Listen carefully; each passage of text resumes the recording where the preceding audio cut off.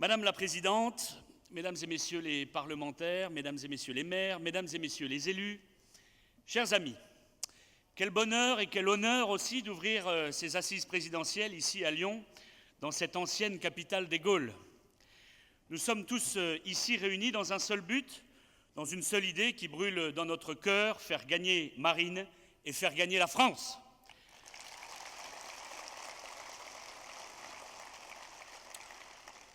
Vous êtes venus de partout dans les départements voisins, parfois même d'un petit peu plus loin. Vous êtes venus pour entendre celle qui, au soir du 7 mai 2017, sera élu 8e président de la 5e République française.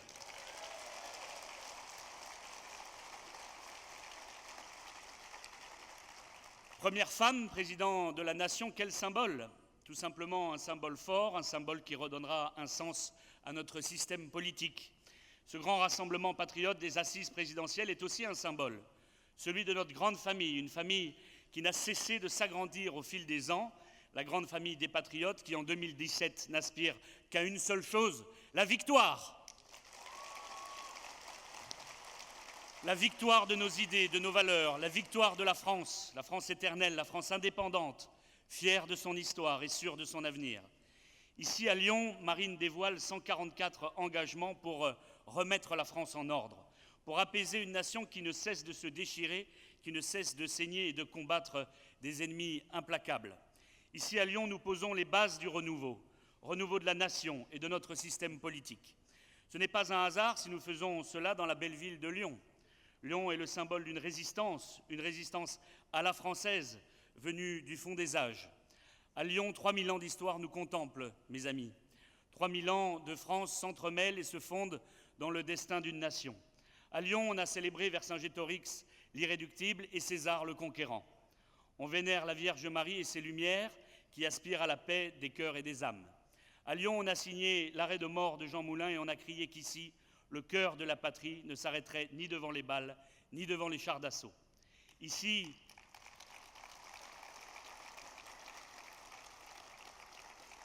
s'élève, comme partout à travers le pays, l'âme de la France, ses clochers et ses usines, ces milliers d'ouvriers et de travailleurs de tous métiers, ces anonymes et ces illustres qui ont bâti ce à quoi nous croyons aujourd'hui. À Lyon, comme partout en France, laisserons-nous cet héritage, ce legs inestimable aux mains de ceux qui, durant plus de 30 ans, ont souillé notre pays? La réponse est clairement non. Marine n'est pas un recours, elle est l'unique recours.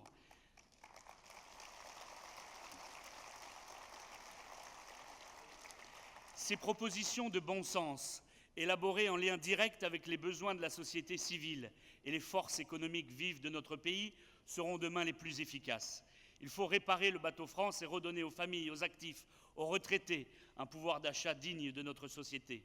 Un patriotisme économique et social qui sera demain le garant d'une France unie, apaisée et déterminée à retrouver son rang dans le concert des nations. La France n'est pas un îlot ou un confetti au milieu des géants.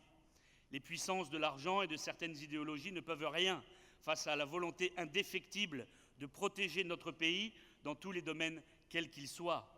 L'amour d'un fils pour sa mère, l'amour d'un patriote pour sa terre charnelle appelle à un plus grand sens du sacrifice, de l'honneur et du devoir que n'importe quel autre amour, qu'il soit d'argent ou du pouvoir. Cela, personne ne pourra nous l'enlever, ni nos adversaires politiques, ni certains médias.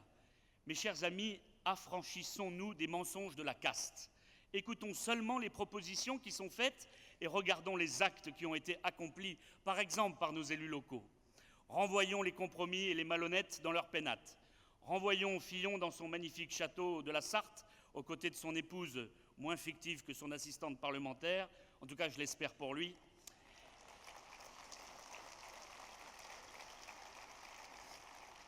Et renvoyons Macron à Rothschild ou je ne sais où. La France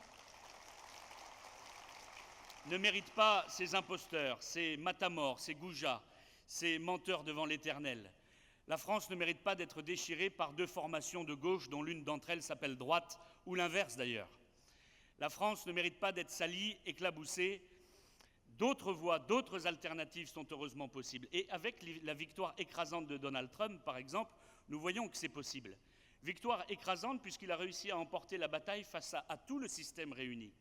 Il a gagné face aux fake news et aux polémiques nauséabondes. Il a gagné face à ses adversaires pro-guerre, pro-finance ultralibérale et aux communautaristes.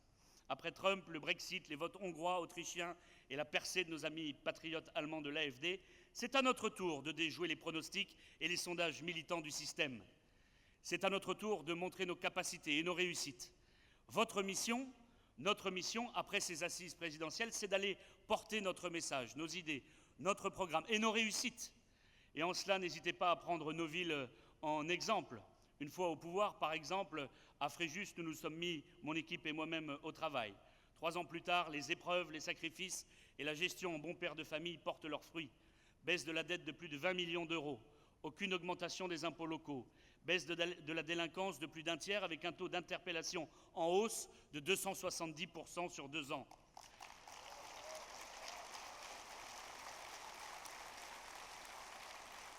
Une rigueur et un dévouement total qui, pour les Fréjussiens qui en 2014 avaient fait le choix de retrouver le bonheur et la fierté de vivre dans notre ville à l'époque à 2 doigts de la faillite.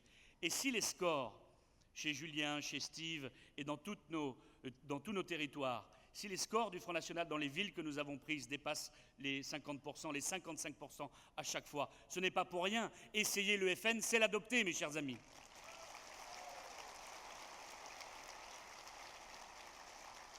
Alors, portons haut et fort ce bilan et disons clairement les choses.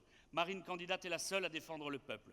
C'est son slogan de campagne, sa profession de foi, une promesse d'avenir, un combat légitime que tous ensemble nous allons mener de front. Marine présidente, ce sera le retour de l'ordre. Ce sera la fin des collusions avec le salafisme et le rigorisme islamiste dans les caves de nos banlieues, dans les mosquées dirigées par l'UOIF, dans les réunions de pseudo-associations. Marine présidente, ce sera plus de moyens pour nos gendarmes, nos policiers et nos soldats, les boucliers de la nation, qui méritent des moyens et des protections. Et Marine présidente, c'est la priorité nationale et le patriotisme économique, le soutien aux TPE, aux PME, la revalorisation du travail de nos paysans, des retraites de nos aînés les plus fragiles et le dur labeur de nos artisans. Marine présidente, c'est la fin de la jungle de Calais, des frontières passoires et des conséquences que nous connaissons. Marine présidente, c'est la perpétuité réelle et l'application stricte des lois de la République. Marine présidente, c'est la fierté d'être français. C'est marcher la tête haute, fier de ses racines, de ses valeurs et confiant en notre avenir. Car tous ici, plus qu'une conviction, nous avons à l'esprit et dans nos cœurs une volonté indéfectible. Que la France renaisse de ses cendres, que la France se libère des chaînes de la pensée unique, que la France s'affranchisse des technocrates sans âme de l'Union européenne. Bref, que la France soit souveraine, juste et libre.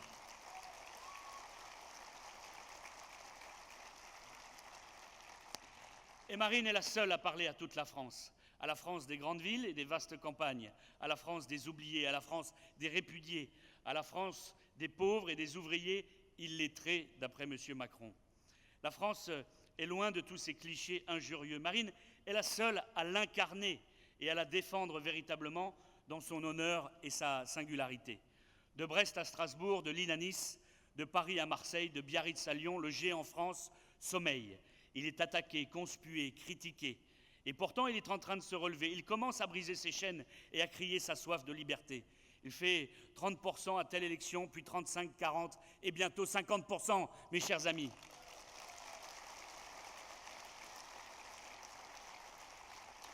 Le géant France vacille, mais jamais ne s'avoue vaincu, car les mondialistes et les communautaristes ne saisiront jamais l'esprit français. Cette capacité de résistance et d'abnégation qui caractérise les Français lorsqu'ils sont dirigés par des hommes et des femmes de courage et de valeur. Blandine de Lyon, Geneviève de Paris, Jeanne de Domrémy, Catherine de Nice, la France faite femme ne recule jamais, ne se rend jamais. Elle prend le drapeau et elle guide son peuple.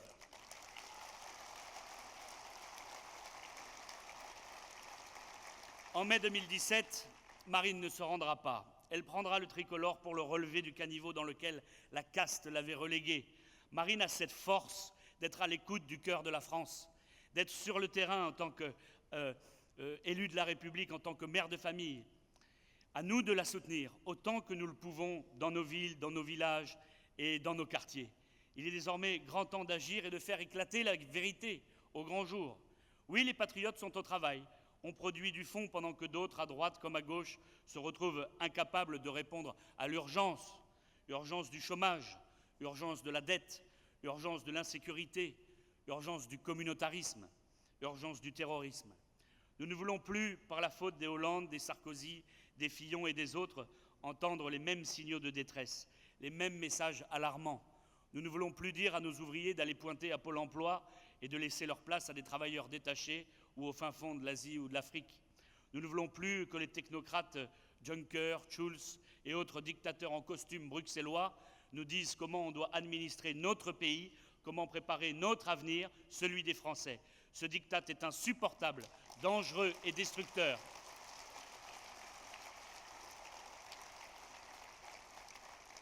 Nous ne voulons plus non plus décompter les noms des victimes des attentats islamistes.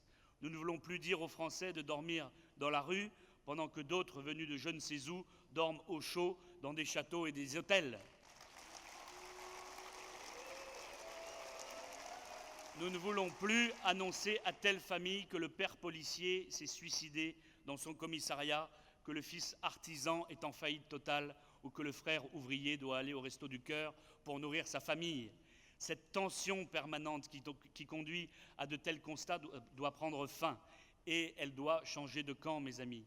Personne ne doit ignorer que cette élection présidentielle, cette élection de 2017 met en jeu une alternative implacable. Soit ce sera la France, sa souveraineté, son identité, ses valeurs, sa prospérité, soit ce sera la disparition de notre pays, la fin de sa place particulière dans le monde, la victoire de l'ultralibéralisme et des mondialistes de l'Union européenne. En 2017 se joue, et il me semble que c'est encore plus vrai que pour les précédentes élections, la bataille pour l'avenir, mais aussi la bataille de notre héritage. Alors ce n'est pas le camp du bien contre celui du mal, mais presque.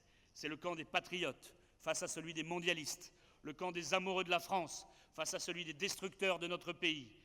Mes amis, soyons confiants et résolus, comme nous l'avons toujours été. Soyons déterminés comme nous l'avons toujours été, et soyons mobilisés, soyez mobilisés, plus que jamais.